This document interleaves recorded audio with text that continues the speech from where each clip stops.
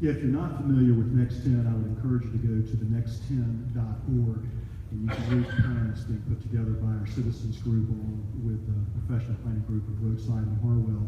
And within the plan, we really address major issues, for example, in terms of redevelopment zones. There are certainly areas of the city where, particularly in our older apartment communities or aging empty retail, where redevelopment needs to occur.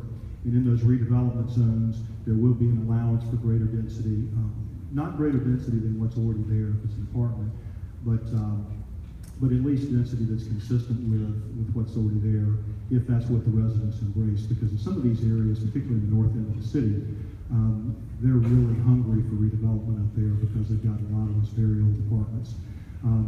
You've also got green space areas that are dedicated. We've got about 950 acres of green space right now in Sandy Springs. And we need more green space, and we'll have green space nodes, areas of the city that will be dedicated for additional parkland. For example, one of those is on Riverside Drive, the piece of land that's on the Chattahoochee River. That's probably the next big park project that this Conservancy and the city of Sandy Springs will tackle together. And I know there's varying feelings on that. The objective is to try to make that a neighborhood park with beautiful views of the river, and I think that'll be a tremendous addition to this area of the city. But the lion's share of the land use within the Next 10 is what we call protected neighborhoods. And we use terms like one-for-one zoning or replacement zoning.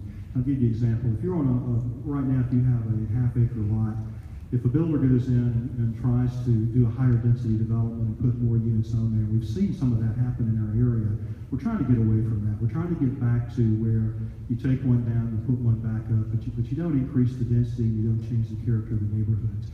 And the lion's share of the properties throughout Sandy Springs are going to be in this class of protected neighborhoods. And I think that's going to really change measurably a lot of the new construction that you see.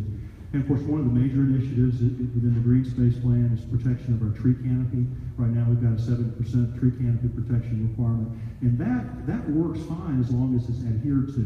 One of the things I would like to see, we have one arborist on staff right now, and he does an excellent job, but I'm not sure that's enough staff right now. You know, I'm a big believer in you inspect what you expect.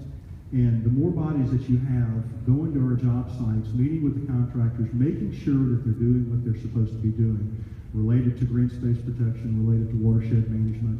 I think if they know that they're going to be inspected on an ongoing basis, and if you make the fines more punitive if they don't, eventually you'll get into their checkbook enough where the bad behavior will stop. I think that's all part of the plan. One of the things I'm excited about in this, because there can be some contentiousness when a developer comes in, if there's any gray area in the zoning codes or density allowances. The Next 10, once it's complete, will be published on the city's website. And if a developer is looking at a particular project in a particular area, they're going to be able to see what the plan will and will not allow.